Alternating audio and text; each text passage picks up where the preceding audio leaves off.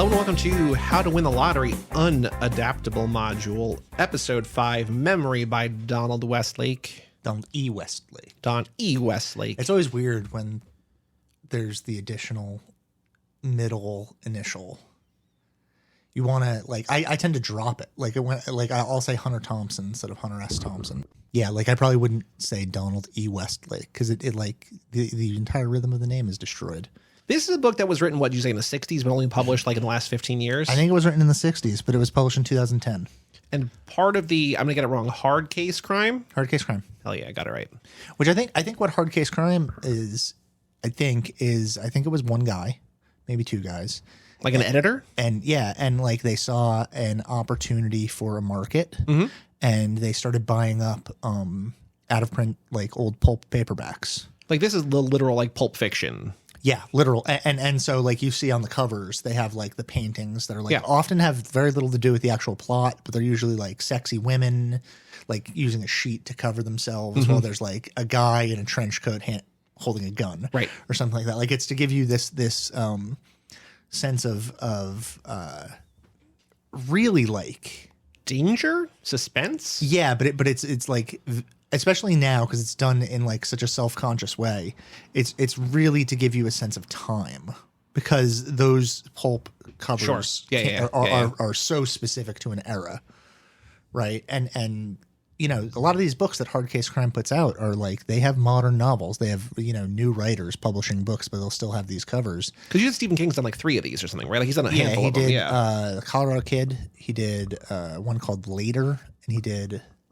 Maybe that's it. Maybe I feel like I bought, because I feel like these are the kind of books that like, even though like back then it's like it's a nickel or whatever because it's like supposed to be disposable. Well, these are only like $6.99. Yeah, they're very inexpensive, and I think they go on sale even cheaper. So I think I probably picked up like a Stephen King's like 99 cents, or it's like it's like this is a new novel. It's like because it looks like it's from the 60s. Yeah, or whatever. And you know that it is interesting because I actually don't think that it's true about this book, but like generally you know what you're getting into when you get these books. You're going to get like very like stylized dialogue that is like really quippy. You're going to get like a guy, like a private detective who has like kind of a rough past interacting with a femme fatale type. And, you know, there's like an anti-authority sense to them. Very rarely are the heroes of these books cops. They're normally people, like private detectives are people doing cops' jobs outside of the jurisdiction of being an actual police officer. Or they'll be like a fixer for the mob or something like that. And this has like almost none of that. Almost none of it. It's like it's put into the genre, I think, because it's Donald E. Westlake who did. Thank you for including the initial. Who did the Parker series and like a number of different detective novels. Like a lot of times he's like a working author, which we still have. I would say like most of the quote unquote working authors that we have exist. Is he still alive? No, Donald Westlake. That's what I thought. Okay. Dead. But most of the working authors we have write in like the mystery genre. You have your like Heather Graham's, your Danielle Steele. Can I say every time I see Heather Graham's name, I'm like, I know, yeah. You're like, is it Heather Graham? Good for her, because she's written a lot she's. No, yeah, so I see her name like at like book sales a lot. Yeah, James Patterson is writing this, and you have these guys from the 50s who were writing so much that they would have 4 or 5 names because they were like paid by like the word usually, right? So they're just it's like a volume. They're writing for like Ellery Queen Mystery Magazine and other things, and it's like these are guys that are treating writing like as a vocation. They're like sitting down 8 hours a day writing. They have, by the end of 3 months, they have a novel written. They're going to put that novel with their publisher. It's going to come out. And so you have guys like, I don't know how many novels Donald Westlake has, but if you look at like Mickey Spillane or like guys like that, like these are guys that were writing for 40 years and have like 250 novels. It's crazy.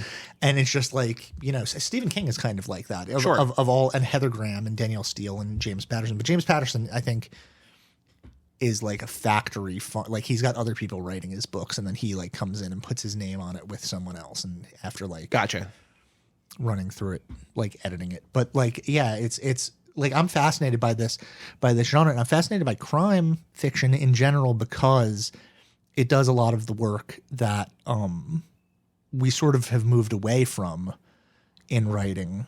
especially in literary fiction, which is like crime fiction is always like it's always about structure, right? And we've gotten way far away from that. What was the book you had me read in the pre-podcast book list? That was like a guy just trying to buy a gun. You know what I'm talking about? It was like a short. It became a movie. It was adapted into a movie. It was just a guy trying to buy a gun. I don't think that was. I think that's just part of it. Was it the Hubert Selby Jr. book? No, I'm trying to. Let me see if I can find it. He's got a movie like that, a book like that. Just a guy trying to buy a gun. Who was the guy who did? Is it Warren Ellis? No. Oh yeah. It could be Warren Ellis. Are you talking about Gun Machine? No, I think I'm confusing. I think I'm conflating this with Gun Machine. The funny story, as I look this up, I'm not Googling, I'm in my Gmail, so it's legal.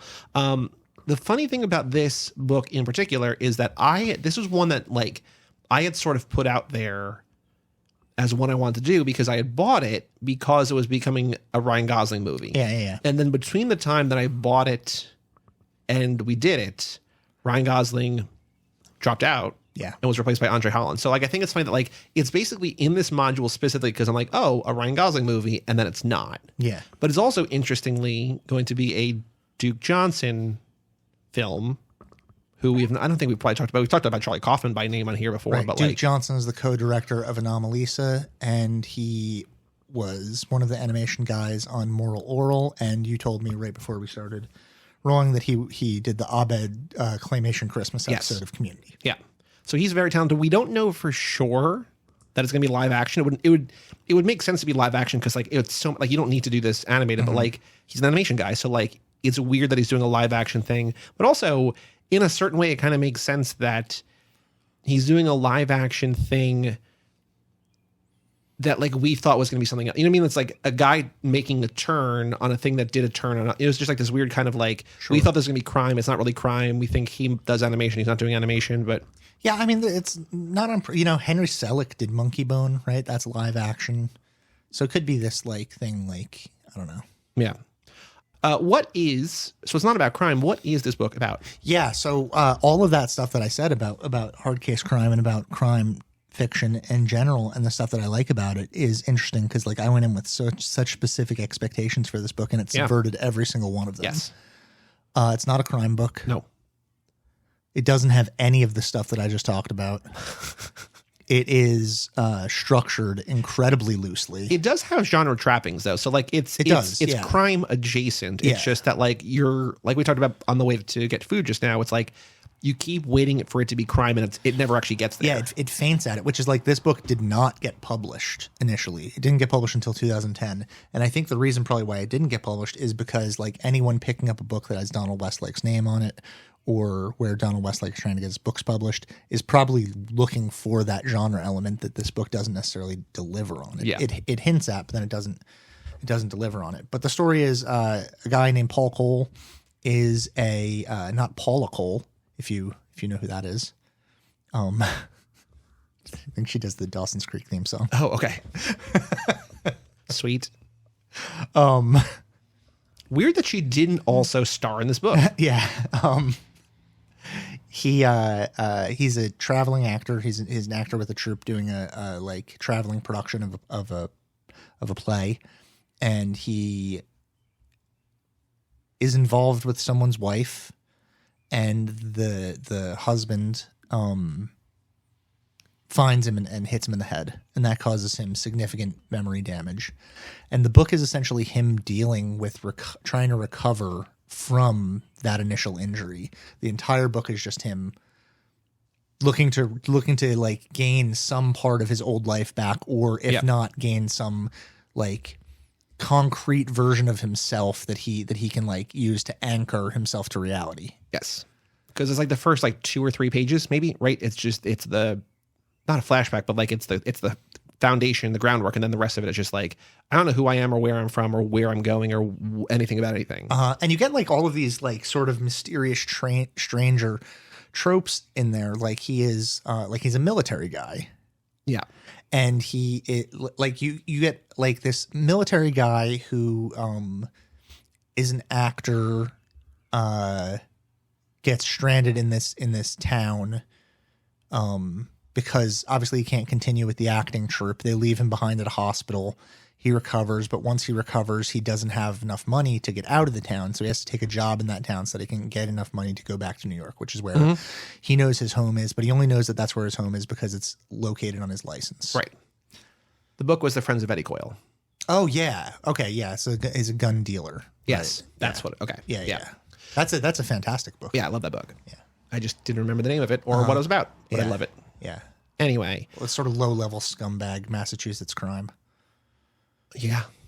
And it became a movie. I don't remember. Did I see the movie? It's a movie from the 70s. Good movie. I don't remember if I saw the movie. So you mentioned he recovers. He doesn't really ever recover because even at the very end, he doesn't have his memory back. No, he actually gets worse and worse. He does the opposite of recovering. Because in the beginning, he can remember things for longer stretches, and then it seems to get shorter and shorter as he goes on. There was a point where a doctor gives him like a truth serum, and like it seems to kind of help, or at least he gets answers. I'm like, is this how he's gonna like get out of it? They're just gonna use a bunch of truth serum and like be asked pointed questions he's gonna remember, and like, no, it doesn't. Yeah, it doesn't help him. Yeah. So the first third or so of the novel, he's in this town in Ohio. Yeah. Which he only got to because he spent all of his money going as far east as he could go because he's trying for to get home to New $7 or York. whatever. Yeah. And then when he's in this town, he gets a place to stay, gets a job working at the tannery, and he starts dating this girl named Edna. And I was expecting, when I picked up this book, I was expecting this sort of postmodern take on reality, the ways in which like our memories are the things that construct us rather than like our actual day to day. Like we're only who we are because of who our past has made us, which I guess is part of it. But like what I wasn't expecting and what was like my primary focus for a large portion of this novel was like this Marxist read on like, you will never get out of debt, buddy. Like and that's like the most stressful thing to me. Cause it's like every time he gets a little bit ahead, it's like, oh no, but that loan had credit. Like you have to. Yeah. Well, there's a point. So, okay. So one of the things I'm going to say something completely different, but I'm going to bring it back to where you just were. Something that's very jarring and unsettling to me in this novel is there's time jumps between chapters. Yeah. And like you flash ahead and you're like, because like he meets Edna and then like the next chapter is like, well, we've been dating for 2 weeks. It's like, okay, that's fine. But there's one time jump where just like, I've been here for months now and I have $17 saved up. It's just like, someone's stealing from you, man. Like what is going on? And we never find out. Well, I mean, it's because like he thinks immediately, he's like, I need $30 to get out of here. Yeah.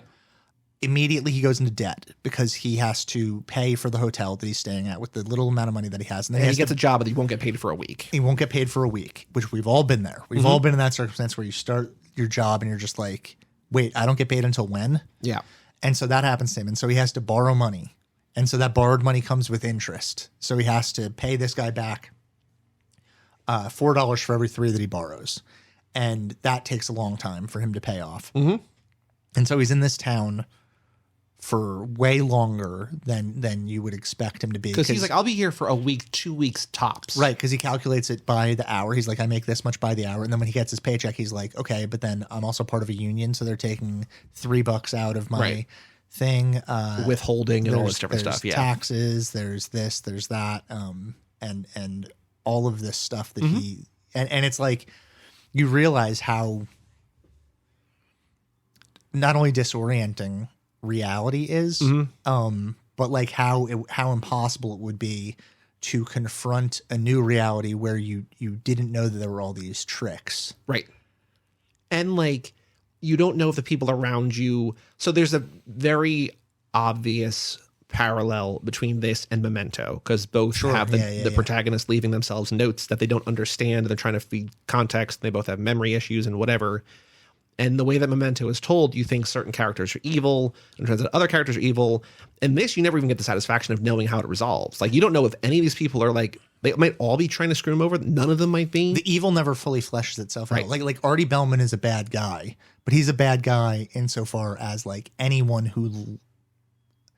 Just like a loan shark kind of guy, right? Any kind of loan shark that's exploiting the poorest people for whatever. But also he seems kind of fair. I mean, he's not there, but when he eventually pays off with Ann Bellman, his sister, like the IOU is torn up and he gets a watch back. So like they have like a system that like... Yeah. So who knows? And then the cops are sinister, but they're sinister to the point where you're just like, oh, okay, but like, when he kicks him out of town, and like the cop in the initial town is like, you got to get out of town. I'm going to take you to the bus station. You got to go. And he buys a ticket and he comes back and the cop's like, where are you going? And he's like, I'm not going to tell you where I'm going. And the cop's like, what am I going to do? And he's like, all right, fine. I'm going to this town called Jeffords. And you're 100% with him because it's like, we are cynical about police officers. And like, you think like that's going to come back and get him somehow. It doesn't. Like, none of the dramatic traps that are set up pay off at all. And then like weird at the end, like he, because jumping ahead, spoiling the end, he tries to find his way back to Edna and can't because he goes back to the original town and doesn't know where to go from there, and no one really has any word. But he goes to the police station. And that cop is actually helpful. And it's just was it the same cop? No, I don't think so. It's not the same cop. No, because he goes to the second town. But like you would expect it to be the same cop going like, oh, you're like, you expect that that tension of that confrontation is built. Yeah. Because it's been set the trap has been set in the very first act. Because he goes back to like Deerville, the original town, and can't find anything, goes back to the bus depot, and the woman's like, I remember you because you're the only person I've ever seen who got run out of town. She's like, I have no idea where you went, but you went. He's like, I went somewhere towards New York, and he like starts going. And then in that second town where he's never been before, he talks to a cop there. So it's a brand new cop, brand new police. And the guy's just like, here, let me try to help you out. Yeah. And then he's just like, well, I guess this is where I live now. And like, I feel, so we were talking about adapting this because that's the context with which we are covering it for this module.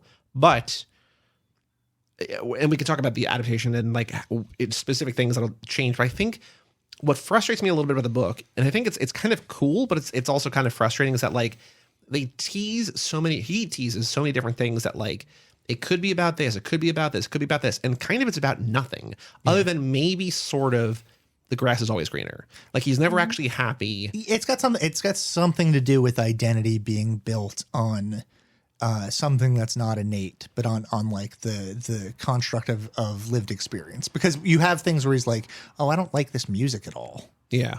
Like he has his like when he gets back to his own house, he's got his record collection, and he's like, there's a really good quote. He's like, I actually don't like any of this music that I own. Even before I knew how this shook out, the scene in the book for me, and even more so when I know how it ends, is the conversation between him and Matt Malloy, the Mr. Malloy. Yeah. Where he's just like, look, I could have married any number of girls. My life's the same. Like I could have gone away, come back. It doesn't matter. Like you just make do. Like you basically, it's like predestination. Everything is set. You're going to be like, it's so realistic and frustrating and depressing that I just like, the guy's like, I'm happy, but like, I would have been happy in any situation. It doesn't matter. You can't torture yourself over, what could have been, because all you have is what is. And there's no way that at the end, Paul remembers that conversation. Right. But it reflects anyway. Yeah. It's that's what like he has accurately rendered reality. If he was going to learn about himself, it included this music. He would have the record player going all the time till he found out why he had once liked this music. And it's just like, this is part of who I am. But he has like all these books. He's like, I can't read. Like I can't, like everything about his past self, he just can't connect to. Like there's nothing that's like, you're like, oh, something is going to be the clue. Like that's going to be his way back in it. And like none of it is. Yeah. It's crazy. Yeah, it's interesting. Something that was like I found accurate and felt like very, very sad to me was like that people are willing to help him, but to a point at which point they get frustrated with them and they're just like, enough. Like his friend Nick never comes back. Yeah. Right? You expect him to come back. It's like, oh, he's like that. He'll come back. Like after that New Year's party, he'll come back, but then he just doesn't, right? Because it's like, that's not my friend anymore. And his agent will help him until he refuses to sleep with her or until he screws up, like until he's no longer a potential cash cow. The stuff with her, like her predatory, like was she like roofing or just getting him drunk? No, like, I think she's just getting him drunk. But I think like the implication the entire time in his discomfort is the idea that they're either going to sleep together or have slept together in the past, like in a casting couch kind of way. And she's like pressuring him, like, you owe, I have an investment in you. You owe me. You have not made me any money, and all this stuff. And so she's getting him drunk, right? And she like knows that he like doesn't know anybody, and it's like very like there's something very sinister about all of that. And then he gets out of that situation. It doesn't like he ends up not being a victim. Well, there. there is sort of kind of a beauty to his situation in that like everything is almost literally Teflon because like any grievances he has will just like fall away. Right. Like long term, he's not going to remember the guy that yells at him when he fucks up with acting. Yeah. He's, not going to remember that his acting teacher is like a very, very sad person who has all his hopes and dreams pinned on him to succeed. Yeah. So all the things that hurt him, he's not going to remember. And then eventually he just ends up at this new town and he's going to rebuild his life. Though maybe we get, I don't know if we get the sense that Edna is going to persist in his head or it seems like he can't forget Edna. He can't shake Edna. Yeah. That even when he goes back, he finally gets back to New York at the end and is like where he's been building. Like there is a payoff there that he does get back to New York. Like I think there's a version of this where he just never gets back to New York or something, but he gets back there, like you were saying, pretty early, like after like a third of the novel, and he can't like find anything to hook into, but can't shake Edna or whoever Black Jack Flynn is or whatever this Charter Street address is or like whatever these things are. And maybe it's, and there's the weird kind of disconnect where he's like the one time in my life that doesn't matter. But like to this memory, to this guy is the only thing that he actually has. The only thing he remembers. Edna is, I think, the only positive thing that he's experienced in the entire time since his injury. Yeah. Right. And the only one who doesn't like begrudge him of anything or like talk down to him in any way or just like accepts him for who he is, because it seems like she's not damaged goods, but she seems like she's maybe a little bit more not as like trendy, or I don't know how to describe. I mean there is a sense that it's like she's like a small town girl. It's yeah. like Ohio versus New York City, and he's like even within Ohio she seems kind of like sheltered, right? But he's been simplified by this, so he's like more satisfied in Ohio than he is in New York, where it's like there is like constant external stimuli that's like no good for him because he can't hold on to it anyway. So it's just like a bunch of like Charlie Brown adult voices in all directions at all times, and he can't grasp anything. But like even within the context of like the town of Jeffords, like she's described as being not super attractive, not super smart, not super this, just kind of like a girl. It's just like and that's. Yeah, but she's nice, and she's nice, and he gets along with her, and he doesn't really get along with other people, or not that he doesn't get along with them, but he doesn't connect with other people. Yeah. And who's going to portray this mousy, unlovable woman? Only the most beautiful actress to live, Gemma Chan. Wild casting. Something that's interesting to me is so when they're in Ohio, and you have the structure being set up for an incredibly dramatic crime novel, because you have the police stop him in the middle of the night, and when he's walking home from work, which he gets out of work at midnight, the police stop him, they bring him in, and they sit there and they question him. Yeah. And they're asking him all these questions. He doesn't know the answer to them. And then they bring him this little steel panel, like a square piece of steel that's like stainless steel. It's completely, and they're like, they give it to him. They're like, do you recognize this? And he looks at it and he's like, I don't. I can't.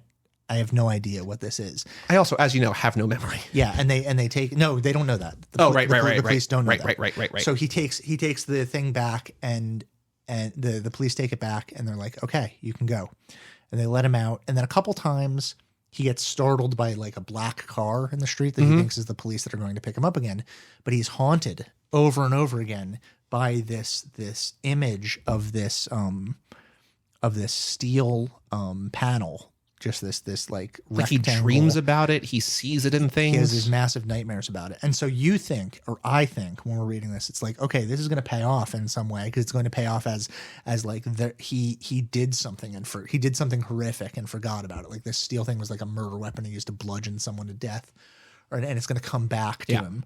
And this is like inhabiting his dreams in a really like Freudian way, right? It's some sort of source of trauma or some source of something that's going to validate him, and it's going to unlock the key to everything.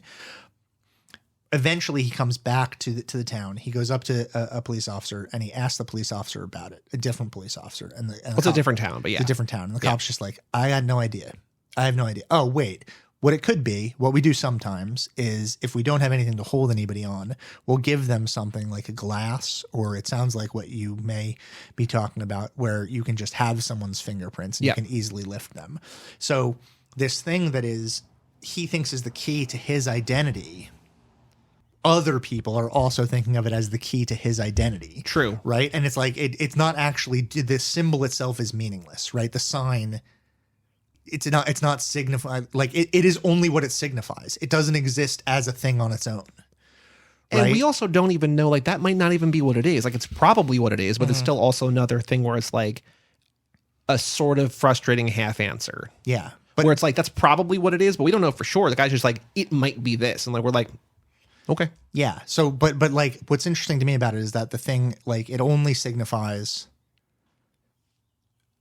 interpretively, right? The thing that it is itself is actually meaningless beyond like this search for identity, which he thought it was the key to, but it turns out it's actually like a door block. Nah, I don't know what I'm talking about.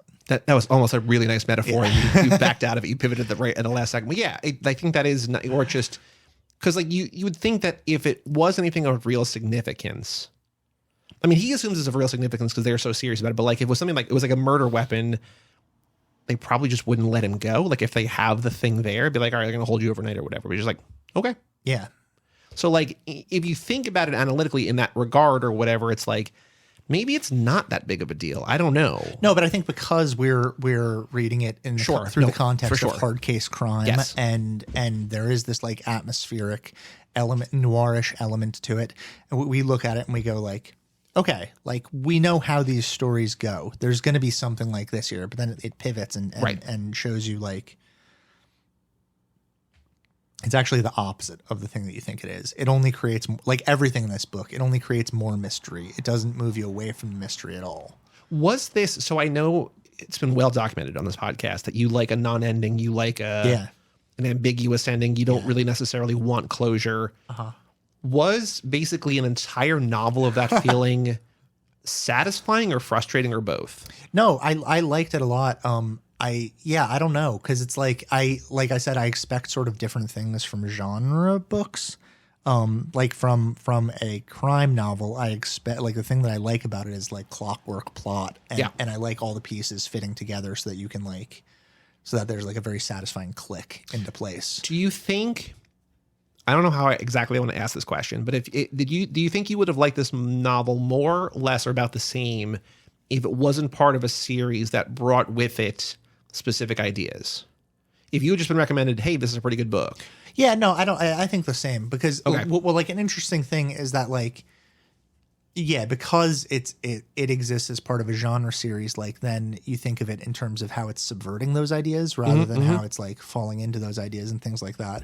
And once the subversions start, it gets very hard to predict what's going on. Like if this was a literary, if I just bought this and I was like, because it was like nominated for the Man Booker Prize or something like that, I would be like, okay, this is going to be a sort of meandering novel that does, like, none of that stuff is going, like, I would know what to expect from it. So like maybe it's good that it exists in this place where it's like you then don't know what's coming. Yeah, I think it's probably better. Let's talk about the adaptation, because I think that there's something in the adaptation that we've talked about a little bit via text that we've not talked about in the episode that is going to radically change. Or not. But we talked about before, Ryan Gosling attached, drops out at some point, replaced by Andre Holland. Edna played by Gemma Chan.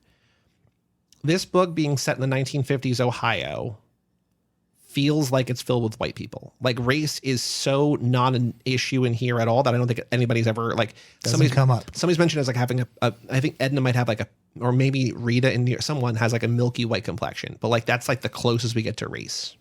Yeah.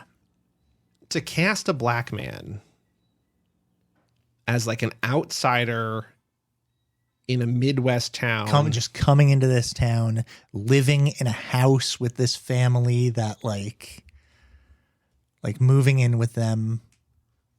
It feels like that's it like interacting with the police in a way that like ultimately we like feels sinister at the time because of his perspective, but ultimately we realize isn't all that sinister. It's just like them like, you know, being inquisitive as to who he is, like largely his wandering around. And I think Meg said this to me in a text message, which I was talking with her about it at the exact time that you texted me with this exact same information.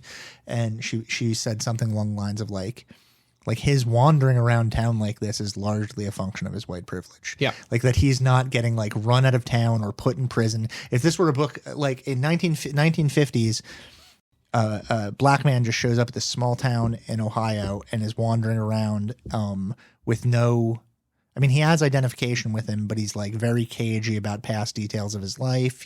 All these things. The cops are confronting him on the street at 3 a.m. Like this novel would be mostly about him getting his ass kicked and him getting thrown in prison. It feels like him being black is what the story becomes about. Like it's still about In the memory. adaptation. Yes. Yeah. It becomes a movie about race. About a black man in 1950s rural Ohio. Yeah.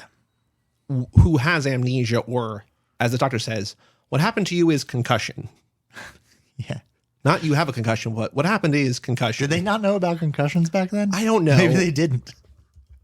I highlight this because You've become concussed. I don't know if anything is going to help. What has happened to you is something called concussion. I can't tell you. No one can tell you if the condition is going to improve at all, or if so, when. Yeah. It's like how in Moby Dick.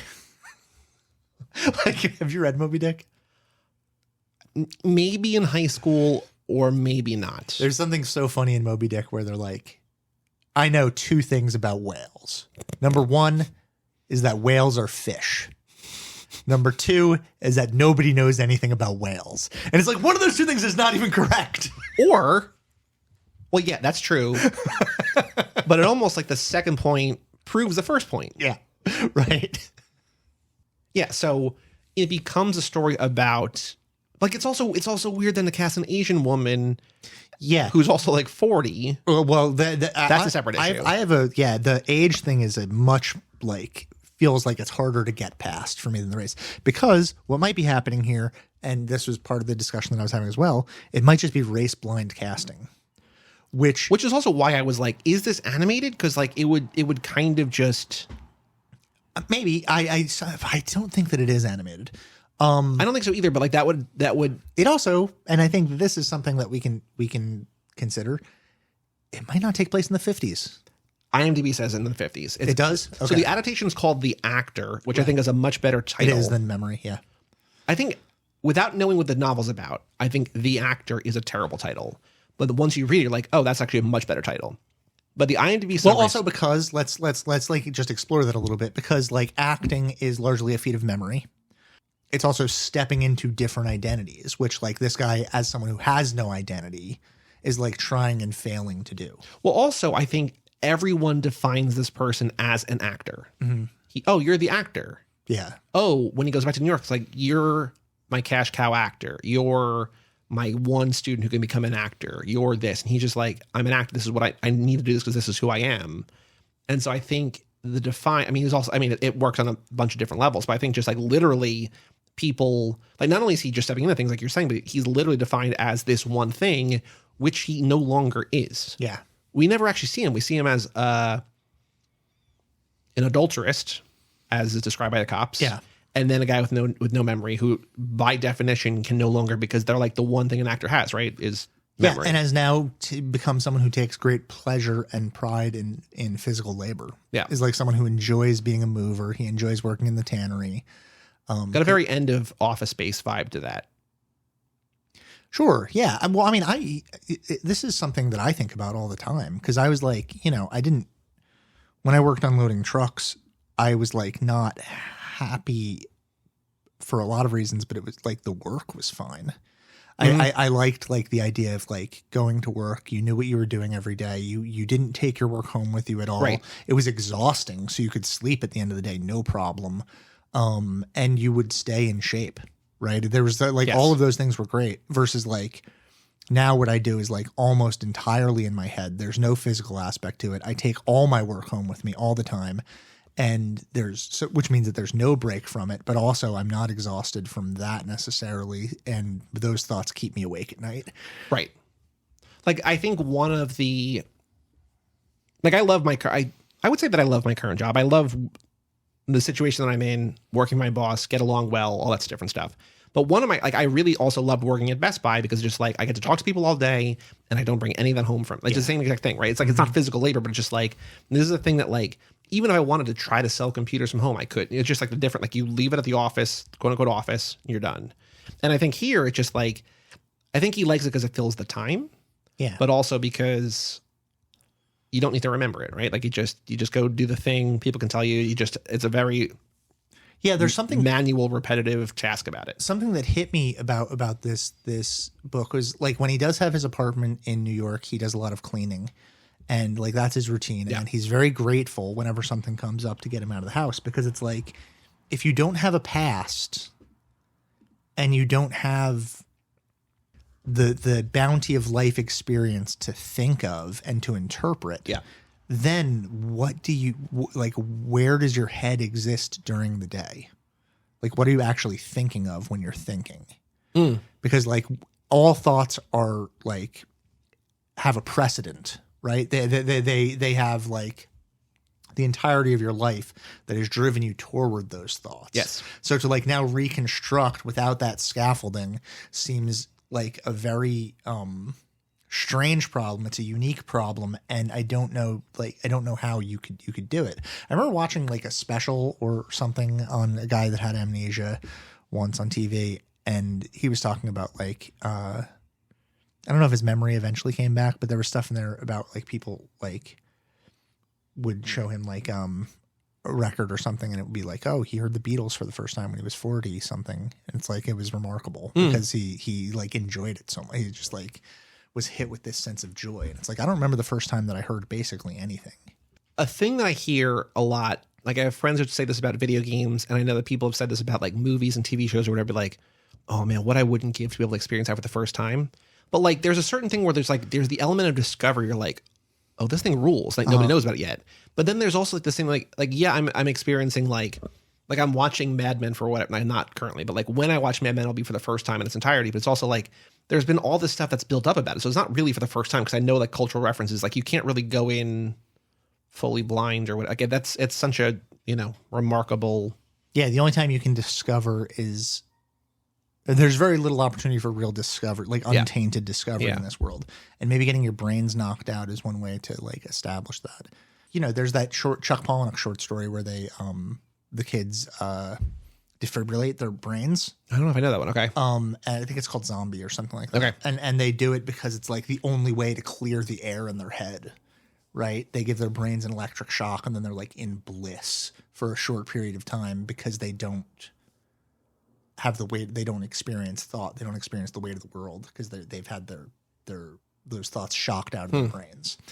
I think that's how it goes. I don't remember that well, but it's like I think that there's some joy to be had in the idea of like discarding an entire past. Like sure. you have the character. Is her name Judy? Yes, the character who's Judy like, Fitzgibbons, who's like I would like to. Because I was thinking Judy Poovey. Like right, she's a character that's like I would like to like what I wouldn't give to forget some of the things that I've like. She's the one who starts the shit at the party, right? That's what you're talking about. She's like, would you remember me if I threw this drink in your face? And he's like, yeah, please don't. He's like, don't do that. And then she does, and he ends up. Well, I think that's also like that's a great scene, by the way. It is a great scene. What he tries to do at the end is, I think, what like a lot of people do, but I think you can never actually successfully do is like, I'm going to move to a new city where no one knows me. I'm going to start a new life. I'm going to be a new person. Mm-hmm.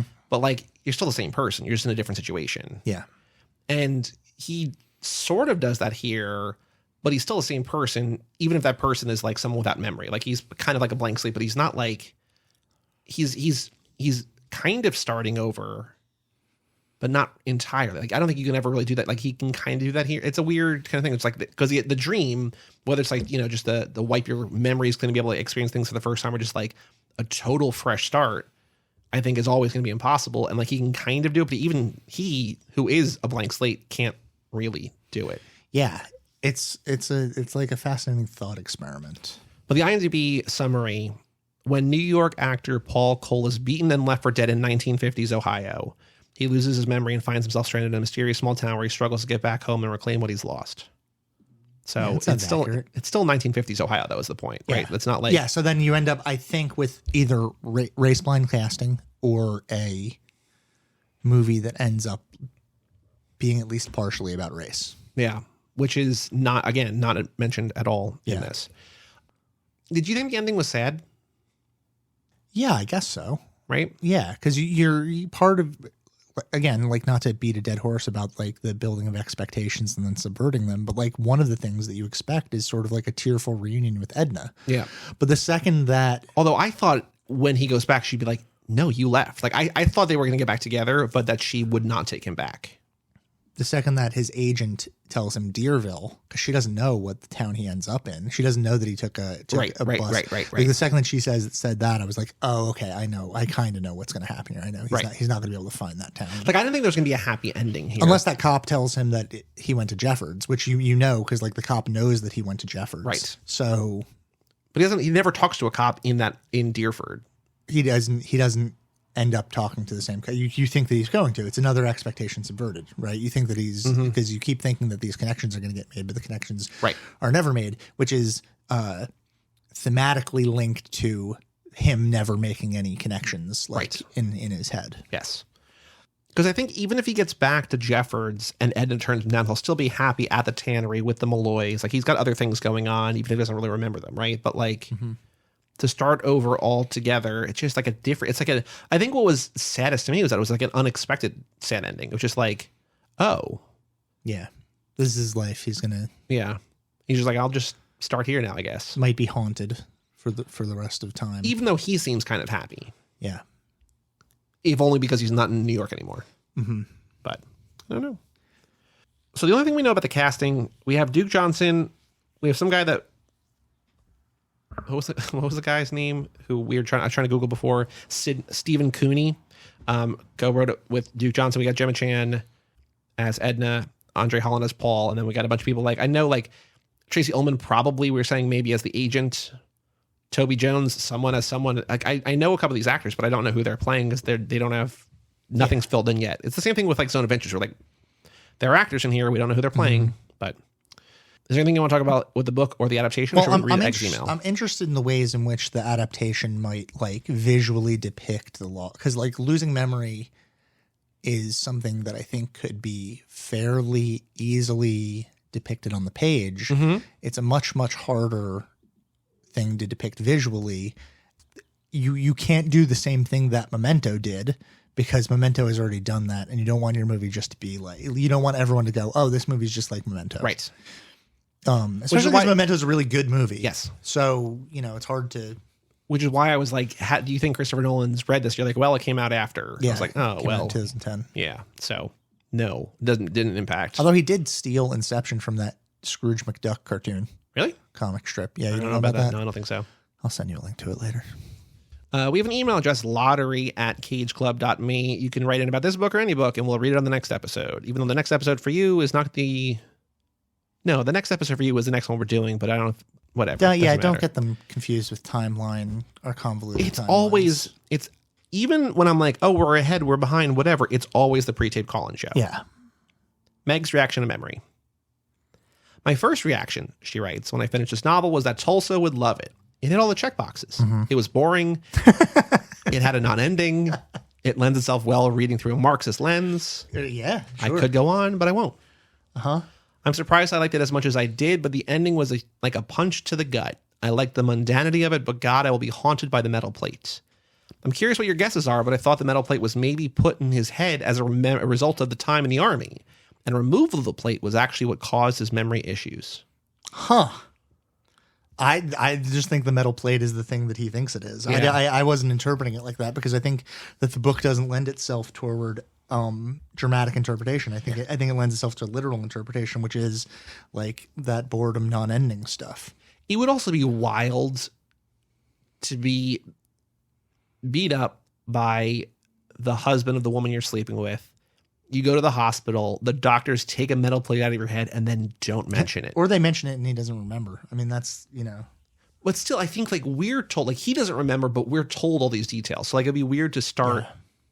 It does start in a very strange way where he's like, I forget, like one of the first lines is like he's talking about the mouth of the nurse or something like that. And it's like kind of scary.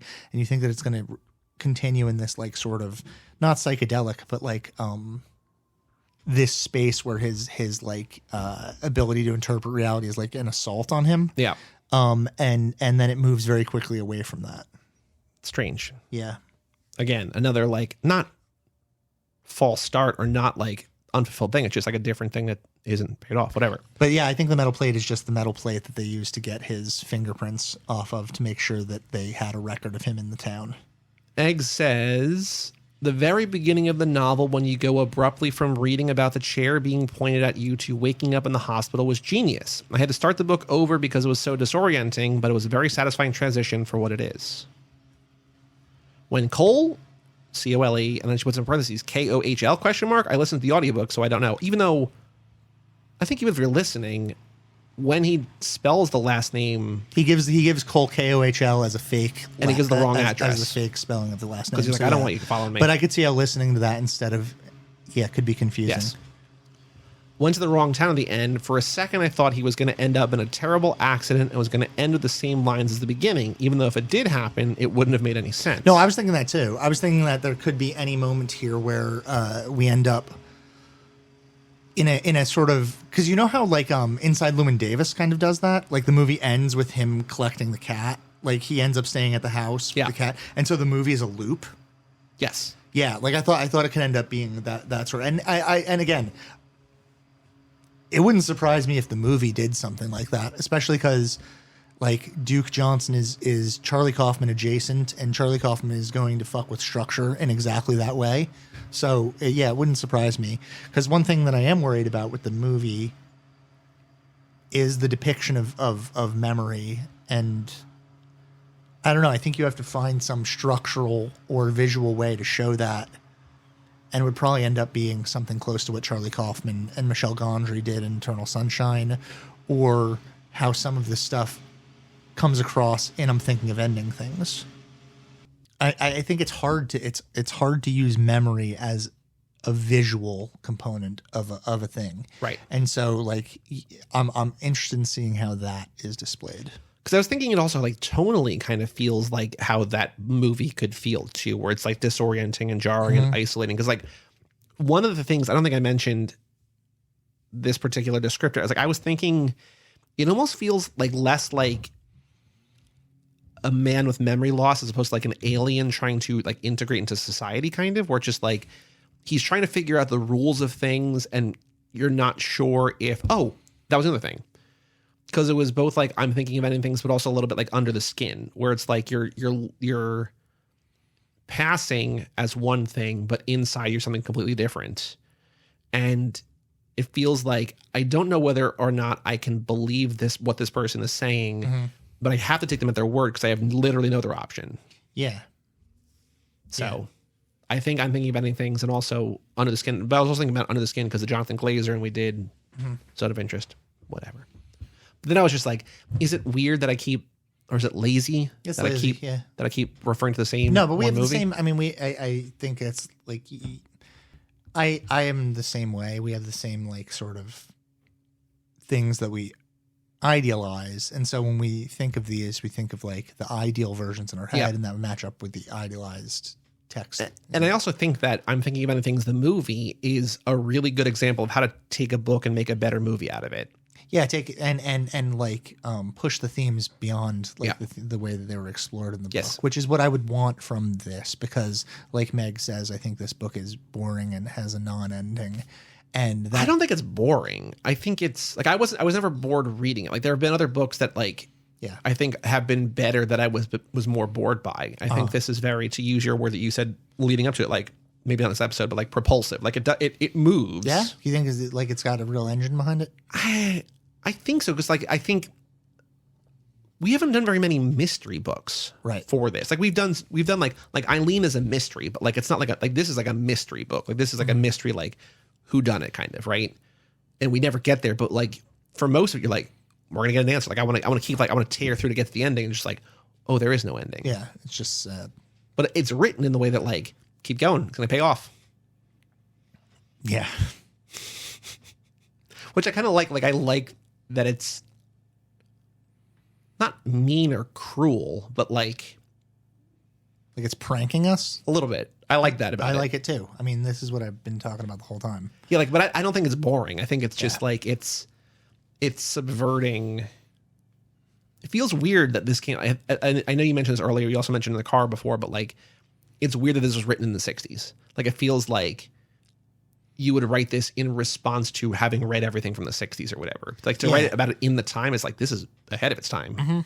Yeah, and it being ahead of its time is probably why I got put on a shelf for right. 50 years. Your kids are going to love it.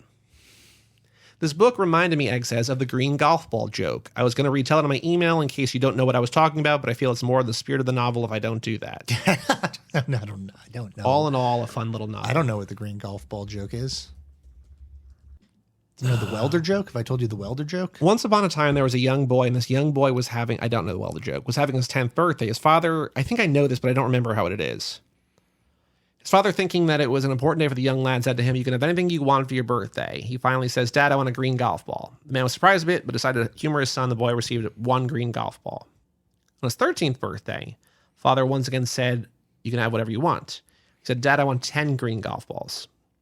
Now the father was slightly curious. He almost asked why, but then he decided it was just about youthfulness and left it at that. Graduating high school, same offer. Says, Dad, I want 100 green golf balls. Now, the father's very curious. He asked his son, finally, why you wanted the balls. The boy just said, Dad, it's a secret. Father backed down. Boy got his balls. When he graduated college, his father once again offered anything he wanted. Boy says, Dad, I want 1,000 green golf balls. Father decided the boy knew how to live his life, but he asked, why, son? Why do you want these green golf balls? And he says, it's a secret, Dad. Then came the war, and the boy volunteered himself for his country. And when he came back in one piece, his father said, son, I'll get you anything you want. He says, Dad, I want 10,000 green golf balls. Father could not hold back his question any longer. Why, son? Why do you need these green golf balls? He said, Dad, now I told you it was a secret. Please don't make me tell you. Boy got married.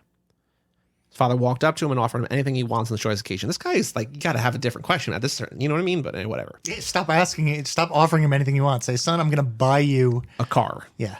The boy thought and said, Dad, I want 100,000 green golf balls. The father, keeping calm, asked why. Why the boy wanted so many green golf balls. All the boy could do was look at his father and say, it's a secret. Then tragedy struck. It was a car accident. Boy was mortally injured.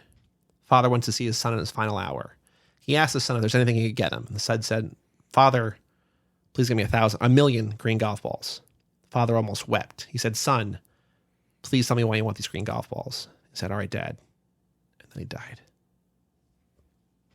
That's the joke? That's the joke.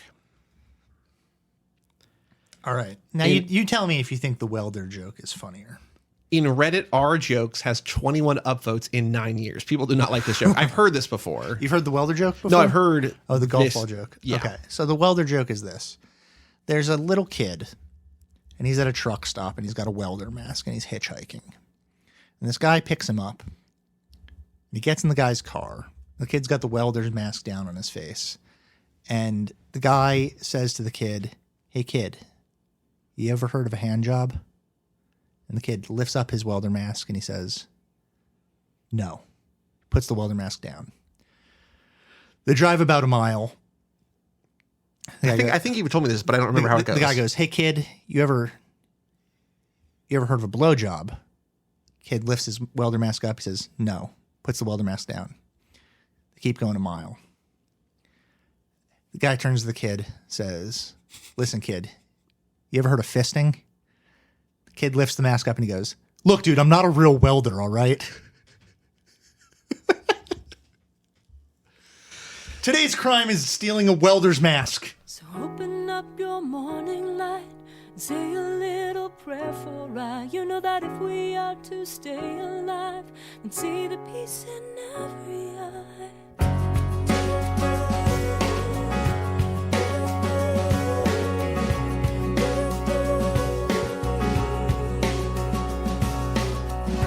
She had 2 babies. One was 6 months, one was 3.